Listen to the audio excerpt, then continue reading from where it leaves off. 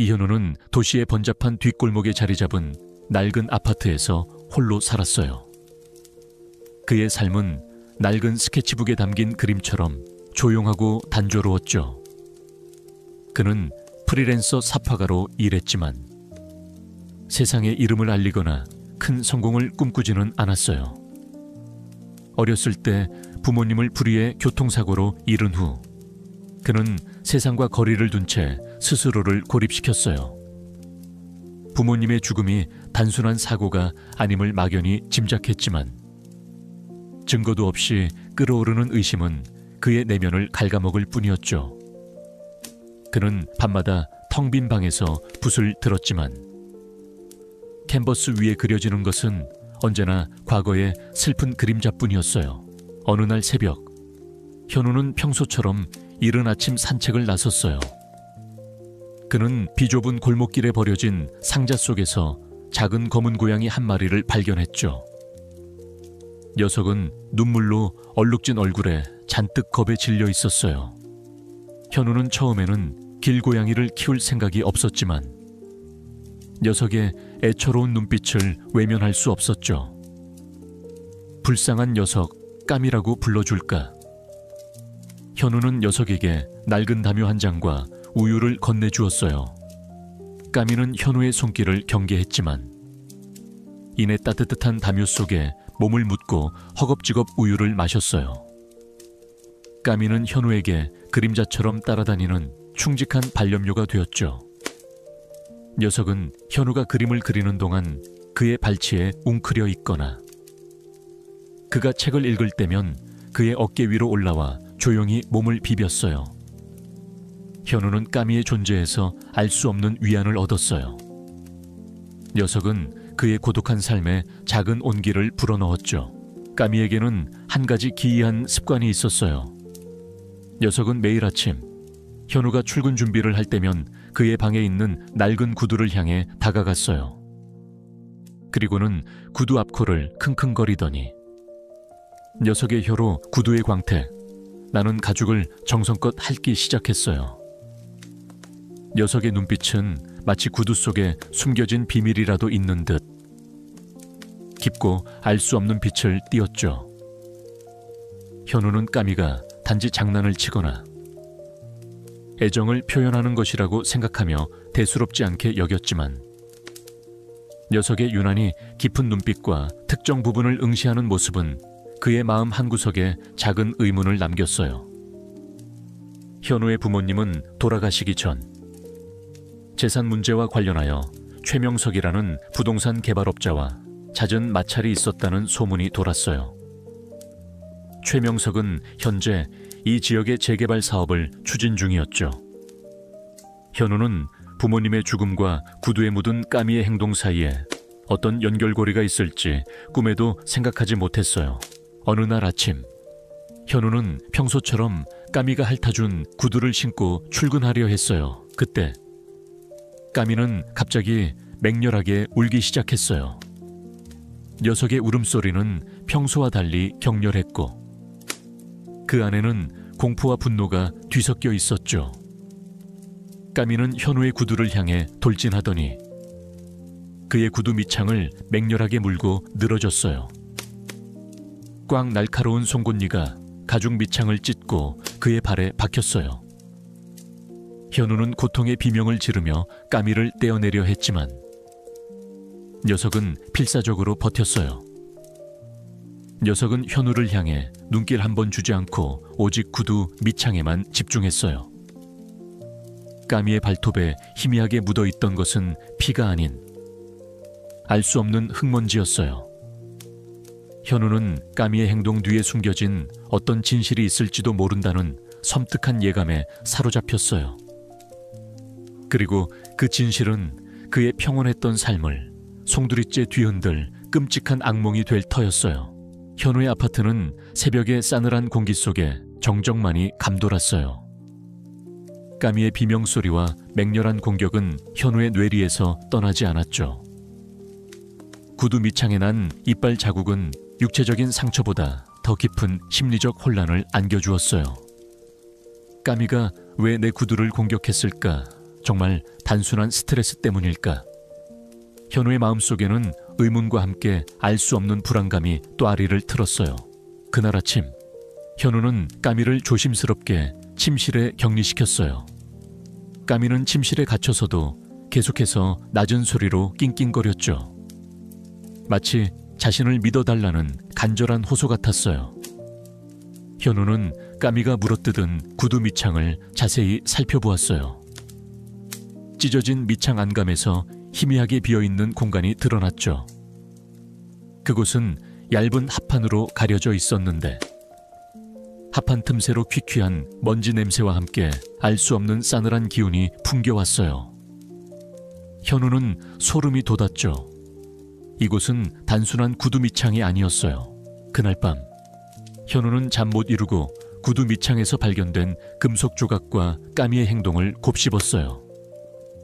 금속 조각은 마치 아버지의 연구실에 있던 특수장치의 일부처럼 보였어요.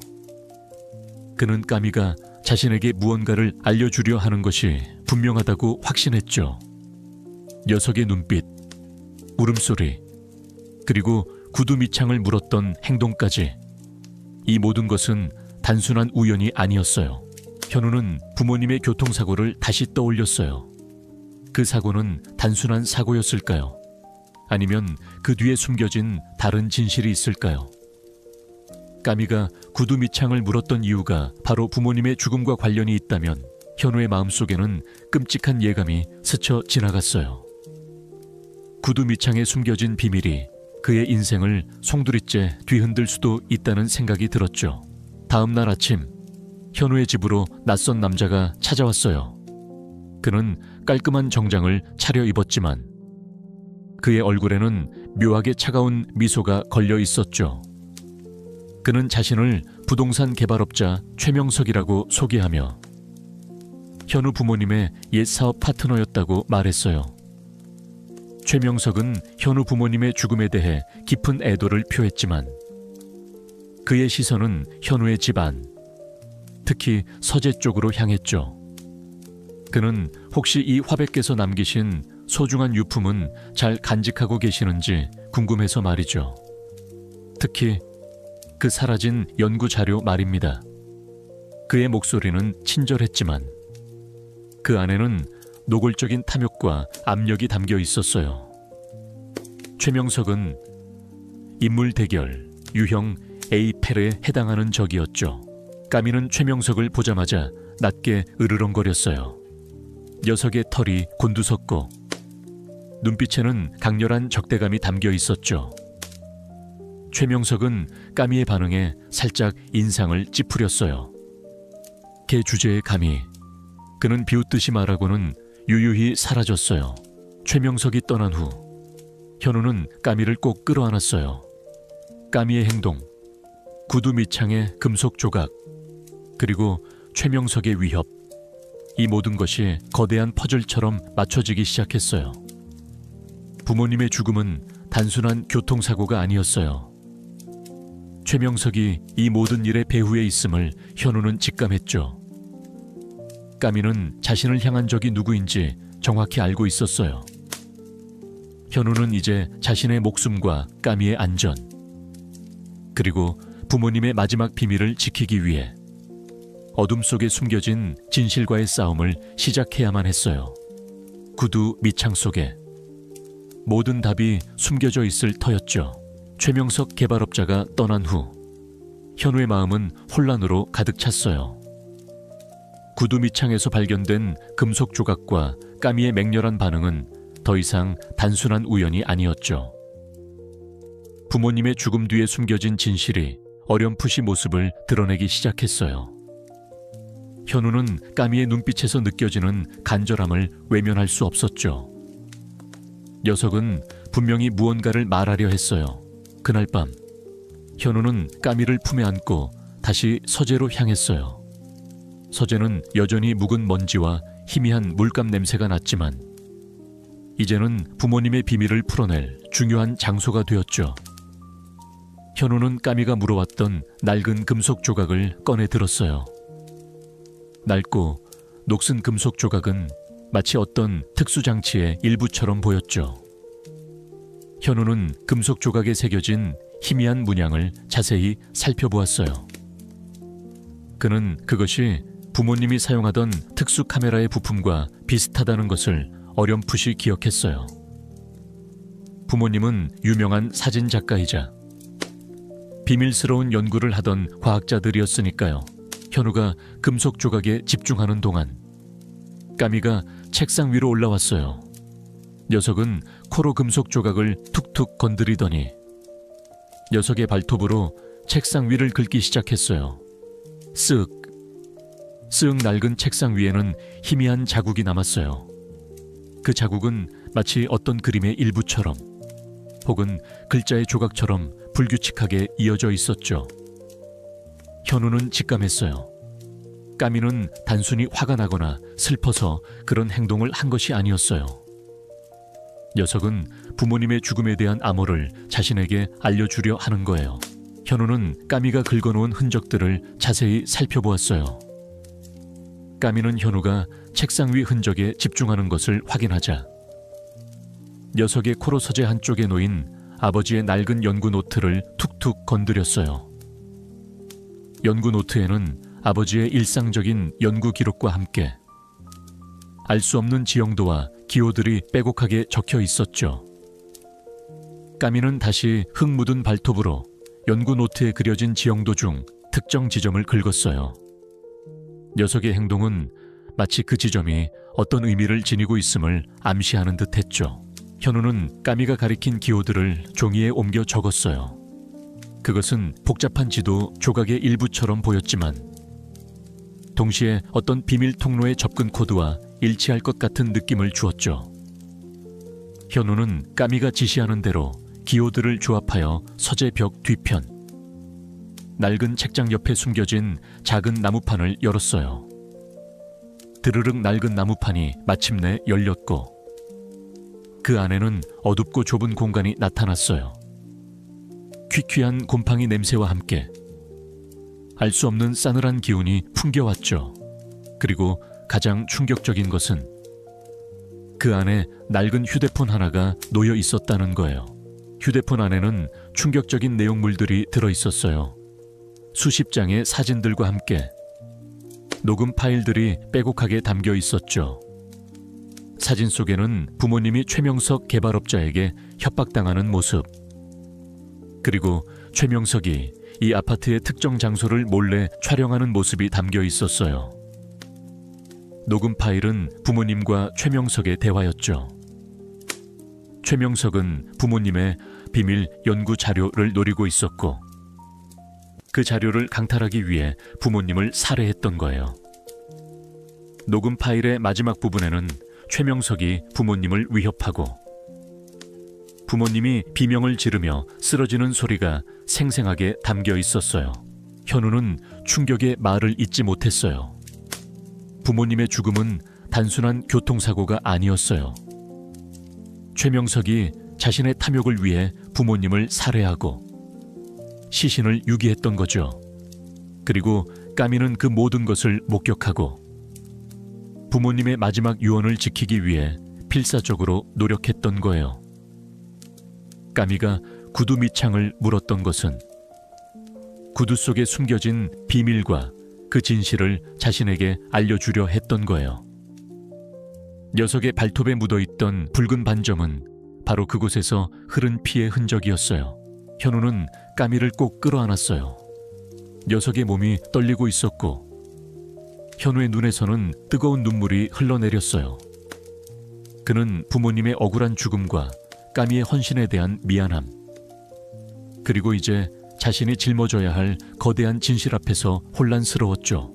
그때 집안의 벨이 울렸어요. 모니터를 확인하자 화면에는 최명석이 서 있었어요. 그는 환한 미소를 짓고 있었지만 그 눈빛은 섬뜩했어요. 그는 이미 자신들의 비밀이 드러났음을 눈치채고 증거를 인멸하고 그들을 제거하려 찾아온 것이 분명했죠. 까미는 최명석을 보자마자 맹렬히 으르렁거렸어요. 녀석의 털이 곤두섰고 눈빛에는 강렬한 적대감이 담겨 있었어요. 최명석의 그림자가 집안을 뒤덮는 듯했어요. 현우의 아파트는 이제 최명석 개발업자의 그림자 아래 놓여 밤낮으로 위협받고 있었어. 서재에서 발견된 휴대폰과 녹음 파일, 그리고 까미의 맹렬한 반응은 부모님의 죽음이 단순한 교통사고가 아니라는 끔찍한 진실을 가리키고 있었지. 까미는 상처 입은 몸을 이끌고도 쉬지 않고 현우를 재촉했어. 녀석의 눈빛은 마치 빨리 더 깊이 파헤쳐야 해 라고 말하는 듯 절박했어. 현우는 까미가 찾아낸 휴대폰과 녹음 파일들을 분석했어. 녹음 파일에는 최명석 개발업자가 부모님을 협박하여 비밀 연구 자료를 강탈하려 했던 모든 대화 내용이 고스란히 담겨 있었어. 그리고 부모님이 비명을 지르며 쓰러지는 소리, 최명석이 시신을 처리하는 듯한 소리까지 생생하게 녹음되어 있었지. 현우의 심장은 격렬하게 요동쳤어. 최명석은 겉으로는 유명한 부동산 개발업자였지만 사실은 살인자이자 불법 연구자료 거래 조직의 일원이었어. 까미는 그들 옆에 조용히 웅크리고 앉아 휴대폰을 응시했어. 녀석은 휴대폰에 저장된 사진들을 코로 툭툭 건드렸지. 그곳은 부모님의 연구실 내부 사진, 특히 연구실 지하 통로의 사진들이었어. 그리고 최명석과 낯선 남자들이 연구 자료들을 들고 통로를 드나드는 모습이 담긴 사진이었어. 까미는 녀석의 발톱으로 사진 속 특정 남자들의 얼굴을 긁으며 그들이 범죄 조직의 일원임을 암시하는 듯했어. 까미는 이 모든 것을 지켜보았고 부모님이 몰래 설치한 특수 카메라로 촬영까지 했던 거야. 현우는 까미의 지능적인 행동에 다시 한번 경악했어. 까미는 단순한 반려묘가 아니었어. 녀석은 부모님의 죽음의 진정한 이유를 알고 있었고 최명석이 숨긴 모든 범죄의 증거를 보여주려 했던 거야. 까미의 눈빛은 우리가 볼 수 없는 집안의 깊은 곳, 즉 최명석이 숨긴 진실의 심연을 보고 있었던 거지. 그때였어. 창문 밖에서 희미한 인기척이 들려왔지. 최명석의 부하들이었어. 그들은 현우의 집을 24시간 감시하며 현우가 부모님의 비밀을 파헤치기 시작했음을 눈치챈 듯했어. 낡은 검은색 승용차 한 대가 그들의 아파트 앞에 조용히 다가왔어. 차 안에는 건장한 남자 2명이 서 있었지. 그들은 최명석의 그림자처럼 움직이는 해결사들이었어. 그들은 창문 밖에서 집안을 엿보려 했어. 이봐, 이현우 쓸데없는 짓 하지 마라. 내 부모님의 죽음은 단순한 사고야. 괜히 건드리면 좋은 꼴 못 볼 거야. 그들의 목소리는 차갑고 섬뜩했어. 그들은 까미를 힐끗 보더니 코웃음을 쳤지. 미친 고양이 따위가 뭘 안다고 어차피 곧 죽을 텐데. 그들의 말은 노골적인 위협이었어. 현우는 경찰에 신고하려 했지만 이내 망설였어. 최명석은 이미 경찰 고위층까지 매수했을 가능성이 컸어. 그가 움직이는 순간 최명석은 모든 것을 은폐하고 증거를 파기할 터였어. 그는 이제 고립된 상황이었지. 이 싸움은 오직 자신들만의 외로운 싸움이었어. 까미는 현우의 불안감을 감지한 듯 녀석의 발톱으로 그의 팔을 툭툭 건드렸어. 녀석의 눈에서 희미한 빛이 번뜩였지. 마치 내가 그 모든 것을 봤어. 나를 믿어줘. 우리가 함께 싸워야 해 라고 말하는 듯 했어. 시간은 속절없이 흘렀어. 그들은 마침내 서재의 벽난로 뒤에 숨겨진 비밀 통로와 그곳에 숨겨진 불법 연구 자료 거래 및 살인에 대한 결정적인 증거를 파악하는 데 성공했어. 그곳에는 최명석이 자신의 범죄를 숨기기 위해 설치한 지하 감시 시스템이 있었지. 이 시스템은 부모님이 연구 중 우연히 최명석의 불법 거래 현장을 목격하자 그들을 살해하고 그들의 죽음을 조작했던 장치였어. 까미는 이 모든 것을 목격했고 자신의 특별한 감각으로 진실을 감지했던 거야. 그리고 그들은 가장 충격적인 진실과 마주했어. 최명석은 오늘 밤 자정, 이 시스템을 통해 마지막으로 불법 거래한 연구 자료들을 해외로 밀반출할 계획이었어. 그의 목표는 자신의 범죄를 완전히 숨기고 막대한 이익을 얻어 영원히 잠적하는 것이었어. 시간은 24시간도 채 남지 않았어. 그들이 나서지 않으면 부모님의 억울함은 영원히 묻히고 최명석의 범죄는 세상에 드러나지 않을 터였어. 그 순간 현우의 휴대폰으로 익명의 문자가 날아왔어. 발신자 번호는 알 수 없었지. 내 놈의 어리석은 짓은 이제 끝이야. 더 이상 파헤치려 들면 네 목숨뿐만 아니라 그 병든 고양이도 똑같은 운명을 맞이할 것이다.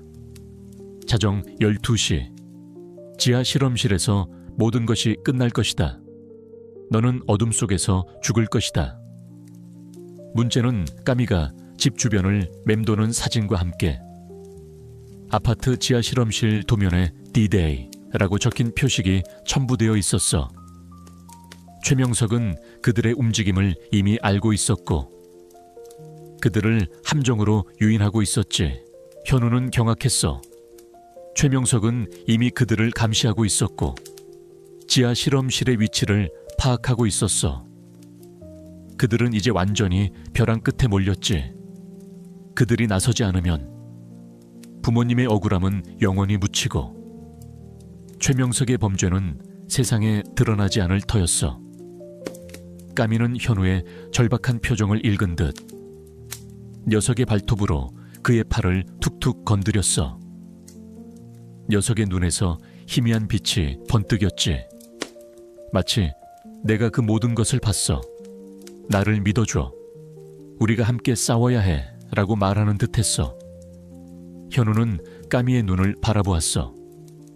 녀석의 눈빛에는 두려움보다 더 강렬한 결의가 담겨 있었어. 그들은 이제 모든 것을 걸고 어둠 속으로 뛰어들어야만 했어. 부모님의 명예, 까미의 안전, 그리고 진실이 그들의 손에 달려 있었어. 밤 11시 45분 이현우의 아파트 지하 통로에 숨겨진 비밀 실험실은 칠흑 같은 어둠 속에 잠겨 있었어요. 자정 12시 최명석 개발업자가 마지막 연구 자료 밀반출 작전을 감행할 시한이 15분 앞으로 다가와 있었죠. 현우는 박민준 경사 그리고 까미와 함께 낡은 실험실 문을 조심스럽게 열고 안으로 들어섰어요. 퀴퀴한 흙먼지 냄새와 함께 알 수 없는 습기와 화학물질 냄새가 코를 찔렀어요. 현우의 심장은 격렬하게 요동쳤지만 부모님의 명예 그리고 진실이 그의 손에 달려 있었어요. 까미는 현우의 옆에 바싹 붙어 앉아 있었지만 녀석의 몸은 미세하게 떨리고 있었죠. 그 눈빛은 복수심과 함께 알 수 없는 비장함마저 담고 있었어요. 비밀 실험실 안은 거대한 서버 장비들과 복잡한 전선들로 가득했어요. 스팀 냄새와 기름 냄새가 뒤섞여 코를 찔렀죠. 까미는 현우의 손에 있는 리드 줄을 이끌며 어둠 속을 헤쳐나갔어요. 녀석은 코를 킁킁거리며 특정 서버 장비들을 향해 몸을 움직였어요. 현우는 까미의 지시에 따라 손전등을 비췄어요. 희미한 불빛 아래 최명석 개발업자와 그의 부하들이 연구자료 활성화 장치 앞에서 분주하게 움직이고 있었어요.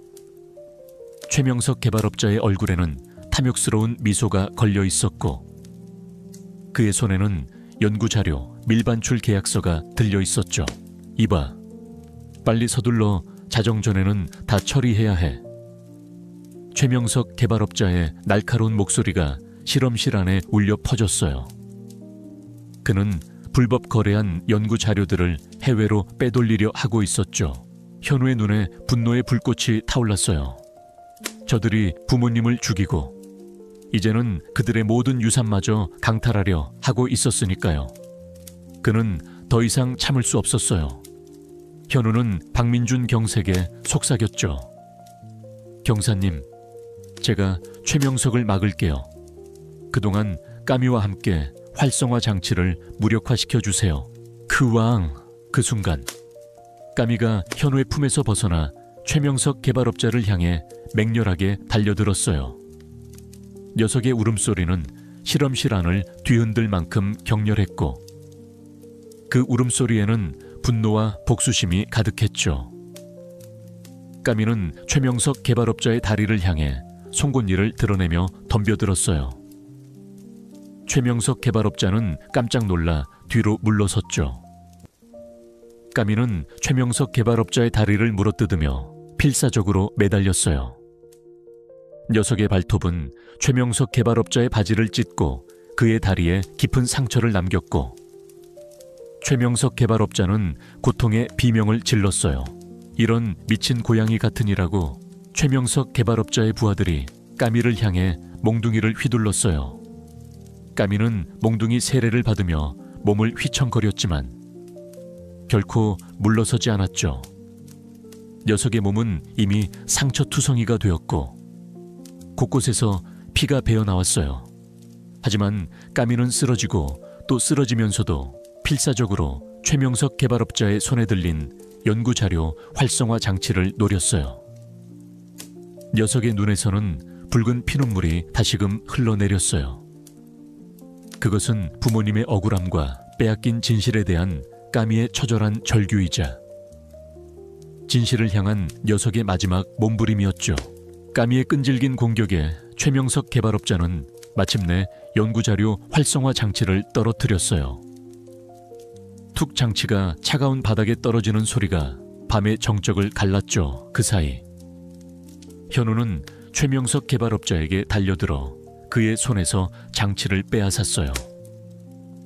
박민준 경사는 까미가 가리킨 활성화 장치 아래에 숨겨진 패널을 향해 달려갔어요. 젠장 내 장치를 내놔. 최명석 개발업자가 분노에 찬 목소리로 소리치며 현우에게 달려들었어요. 그의 손에는 칼날이 번뜩였죠. 윙! 바로 그 순간 실험실 밖에서 요란한 경찰차 사이렌 소리가 울려 퍼졌어요. 박민준 경사가 미리 경찰에 연락을 취해둔 것이었죠. 늦은 밤 고요한 아파트 지하에서 들려오는 사이렌 소리는 마치 천둥 소리처럼 울려 퍼졌고 최명석 개발업자와 그의 부하들의 얼굴은 공포로 질렸어요. 경찰 특공대가 실험실 문을 부수고 안으로 들이닥쳤죠. 최명석 개발업자와 그의 부하들은 당황하여 도망치려 했지만 이미 경찰에 의해 포위된 상황이었어요. 최명석 개발업자는 실험실 바닥에 떨어져 있는 연구자료 활성화 장치를 보며 얼굴이 하얗게 질렸어요. 그는 필사적으로 발뺌하려 했지만 이미 모든 것이 끝난 뒤였어요. 경찰은 최명석 개발업자와 그의 부하들을 즉시 체포했어요. 최명석 개발업자는 마지막까지 이 고양이가 모든 것을 망쳤어 라며 까미를 향해 증오심 어린 눈빛을 보냈어요. 까미는 현우의 품에 안겨 녀석의 몸은 미세하게 떨리고 있었지만 그 눈빛은 이제 승리와 함께 깊은 평온함으로 가득했죠. 녀석의 붉은 피눈물은 더 이상 흐르지 않았어요. 대신 녀석의 눈가에는 투명한 눈물이 고였어요. 그것은 슬픔이 아닌 부모님의 억울함이 마침내 밝혀졌음에 대한 안도와 기쁨의 눈물이었죠. 현우는 까미의 털을 쓰다듬었어요. 녀석의 발톱에 묻어있던 것은 더 이상 피나 흙먼지가 아니었어요. 그것은 진실을 찾아낸 피 맺힌 증거이자 현우와 까미의 끈끈한 유대감을 증명하는 영광스러운 표식이었죠. 지하의 어둠이 걷히고 새로운 빛이 들이우는 순간이었어요. 경찰과 수사관들이 최명석 개발업자 일당을 연행해 간 후 이현우의 아파트 지하 실험실은 새벽의 차가운 공기 속에 덩그러니 남겨져 있었어요. 격렬했던 싸움의 흔적들, 어지럽혀진 연구 자료들과 장비들, 그리고 희미하게 남은 핏자국이 모든 것이 현실이었음을 증명하고 있었죠. 현우는 까미를 품에 안은 채 주저앉았고 박민준 경사는 긴장이 풀린 듯 깊은 숨을 몰아쉬었어요. 까미는 현우의 품에 안겨 녀석의 몸은 피투성이가 되었지만 그 눈빛은 승리와 함께 깊은 안도감을 담고 있었어요. 경찰 조사는 급물살을 탔어요. 까미가 찾아낸 휴대폰과 녹음 파일, 그리고 최명석의 서류 가방에서 발견된 횡령 및 살인 증거들은 결정적이었죠. 녹음 파일에는 최명석이 현우의 부모님을 살해하고 불법 연구 자료 거래 및 유통을 했던 모든 대화 내용이 고스란히 담겨 있었어요. 최명석은 부모님의 죽음을 단순한 교통사고로 위장했던 거예요. 그는 살인, 불법 연구 자료 거래, 횡령, 증거인멸 등 중대한 혐의로 기소되어 법의 심판대 위에 섰어요. 현우 부모님의 억울함이 만천에 드러났고 사회는 이 사건의 충격적인 진실 앞에 경악했어요. 며칠 후 모든 사건이 정리되고 현우의 삶에는 비로소 깊은 평화가 찾아왔어요. 부모님의 억울함이 풀리고 진범이 처벌받는 과정을 지켜보며 현우의 마음속 깊이 응어리졌던 슬픔과 분노는 조금씩 치유되기 시작했어요. 그는 더 이상 불안과 의심 속에 살지 않았죠. 현우는 부모님의 명예를 회복하고 최명석 일당에게서 환수된 불법 수익금과 보상금을 활용하여 까미의 발자취 재단들을 설립했어요.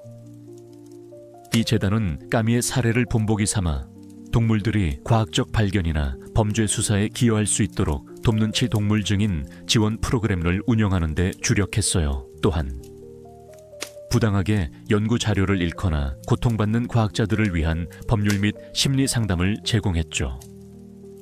재단은 언론과 시민들의 큰 지지를 받으며 빠르게 성장해 나갔고 현우는 재단의 운영에 직접 참여하며 자신의 경험과 부모님의 희생을 바탕으로 많은 이들에게 희망을 주었어요. 박민준 경사 또한 이 사건을 통해 탁월한 수사 능력과 뛰어난 통찰력을 인정받아 특진했어요. 그는 강력계의 유능한 인물로 성장했으며 현우와 함께 재단의 자문위원으로 활동했죠.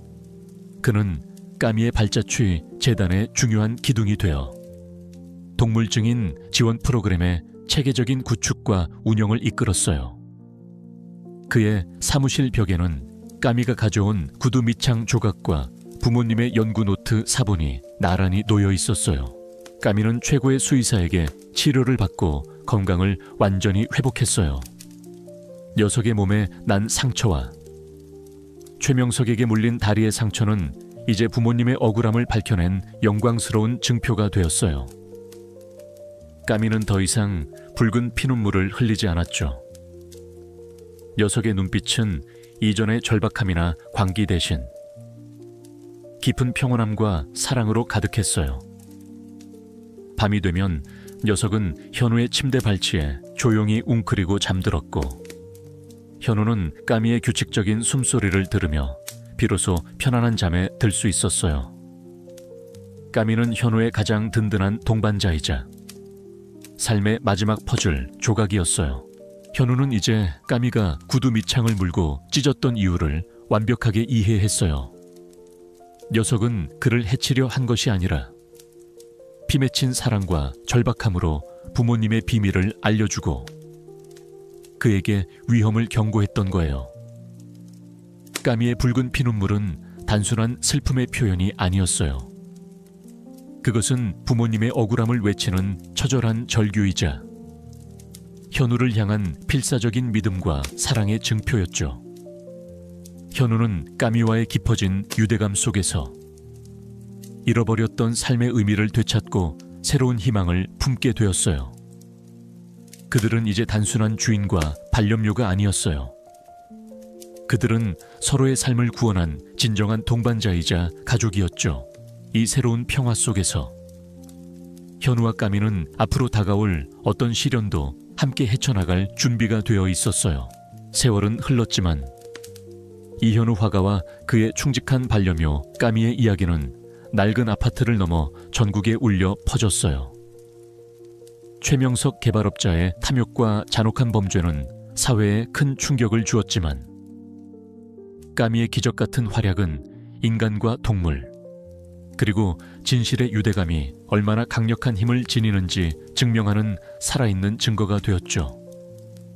현우는 부모님의 명예를 되찾은 화가로, 까미는 진실을 밝혀낸 영국묘으로 불리며 존경받았어요. 이현우는 까미의 발자취 재단을 통해 활발한 사회활동을 이어갔어요.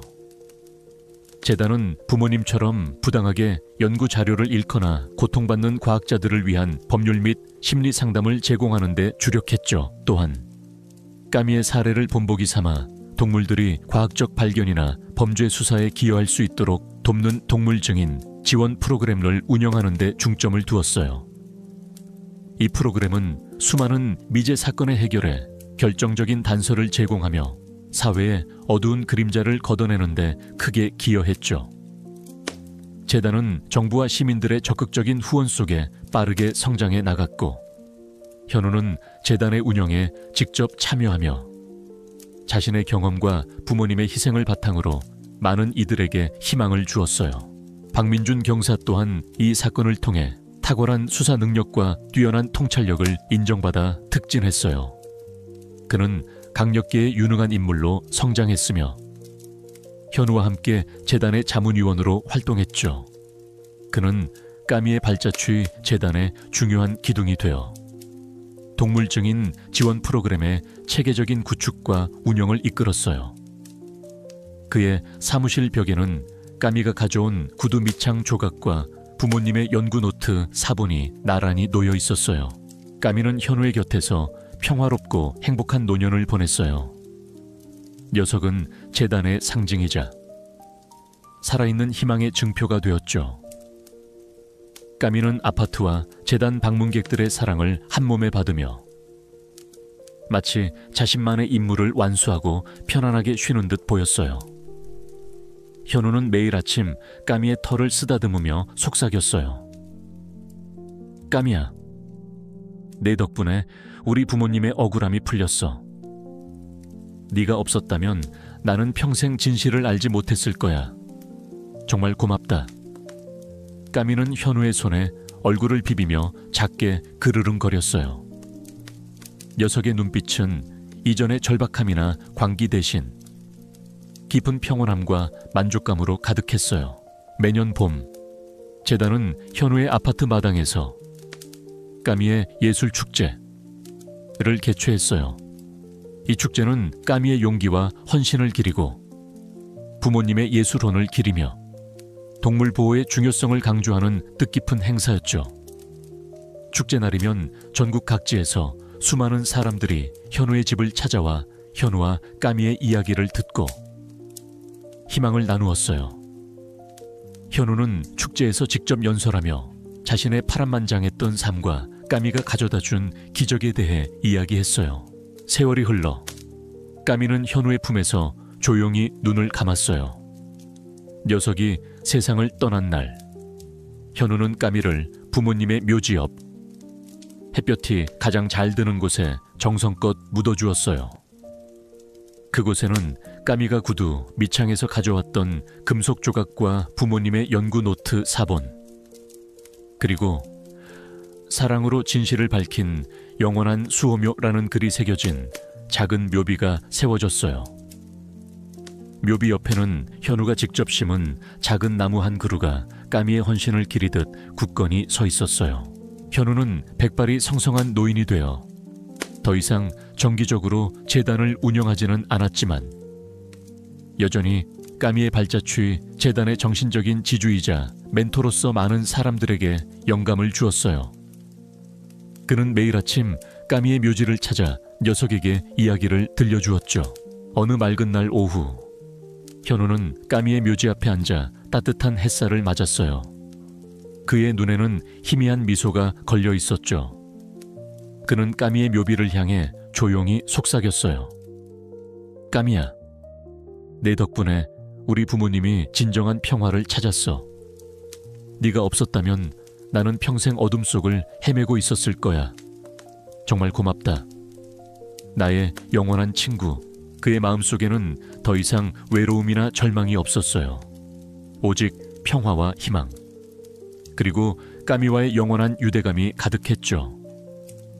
그의 낡은 아파트는 이제 몰이 박사 기념관토로 재탄생하여 수많은 사람들에게 과학적 연구의 중요성과 그 속에 숨겨진 이야기를 전하는 등대가 되었어요. 현우와 까미의 이야기는 영원히 그 도시의 심장부에 살아 숨쉬는 희망의 불꽃이 되었죠. 까미는 단순한 반려묘를 넘어 현우의 삶을 구원하고 세상의 정의를 가져다준 영원한 진실의 수호자로 기억될 거예요. 이 이야기가 여러분의 마음에 깊은 울림을 주었기를 진심으로 바랍니다. 이현우 화가님과 고양이 까미의 가슴 아프지만 감동적인 여정을 통해 희망과 사랑의 힘을 느끼셨다면 이 이야기를 주변 사람들과 공유하여 더 많은 이들에게 위로와 용기를 전달해 주세요. 여러분의 소중한 생각과 댓글을 기다립니다.